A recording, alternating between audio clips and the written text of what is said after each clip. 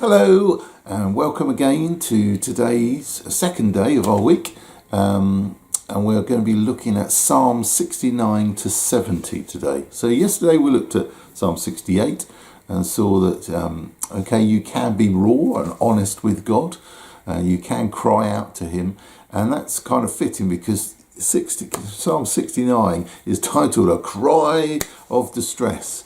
In some Bibles, and it is, we get into these situations in life when there's just nothing we can do. We are in trouble, we are stressed out by it, and we just feel lost and hopeless in that situation.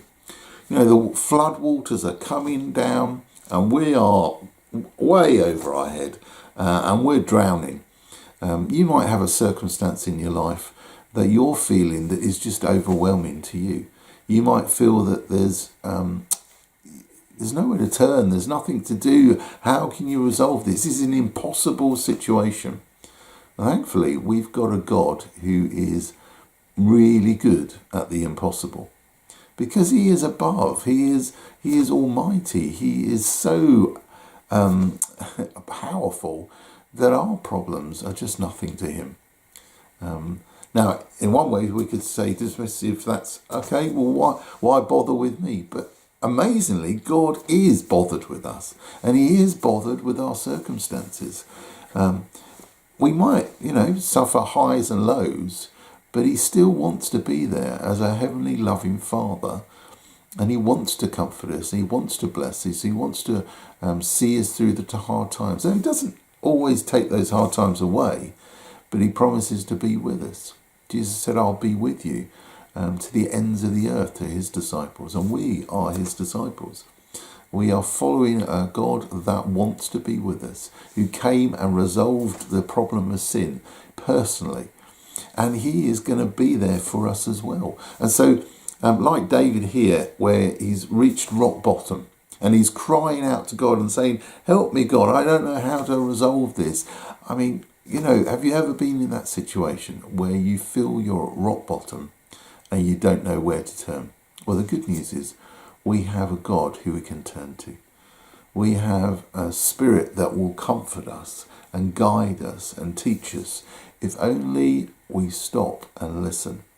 And I suppose that's the lesson for today, is to make sure that we listen and still our beating hearts and say, I'm going to just trust in God. He is the one that will reveal the solution. He is the one that will provide me strength for this situation. He will help me endure it, even if he doesn't take it away. And this psalm is basically crying out for God to rescue, so we can still ask. We can still say, Lord, help me in this situation. When the floods are overwhelming me, be there for me. Throw me a lifeline. Throw me a jacket, a life jacket or a rubber ring or something. Help me, I need your help. I think this psalm really encourages me to just be raw with God and honest with God and say, I'm in trouble, I need your help. And there's been various times in my life when it's been pretty dark, and you may experience that too, when there is no right answer, there is no happy solution. You've just got to experience the tougher part of life. How do you handle that? How do you emotionally survive that? Well, you can, because God can go through that with you. He knows what it's like to lose someone. He knows what it's like to find hardship. He knows what it's like to be persecuted. He knows what it's like to suffer. And so he can walk that journey with us. And that is a real blessing in itself. Despite our circumstances, it doesn't break that wonderful relationship we have with God. Now, we're going to move on into Psalm 17. In Psalm 70, it's a cry to say, come quick, Lord, come quick, turn the tables, make a difference. And it carries on that theme of crying out to God. Those who seek God, though, something changes within. When we cry out to God, when we worship him, when we put him in the right perspective, God is still above it all. We can seek and gain comfort from that. we know that God is still in charge, although the circumstances don't seem like they're revealing that yet.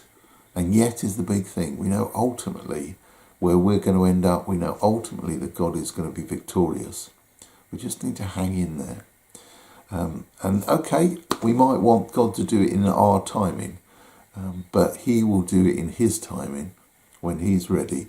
And that's perhaps a deeper understanding that we need to get our heads around today. That God will be there for us. He will bring joy. He will bring peace. He will bring a delight in him. If we focus on him rather than our problems, that really helps. Shout it out that God is great. Despite your circumstances, he's still worthy of praise. And that will help see you through the difficult times. And I hope today you still shout out to God and still praise him no matter what your circumstances. We'll look at again another psalm tomorrow. See you then.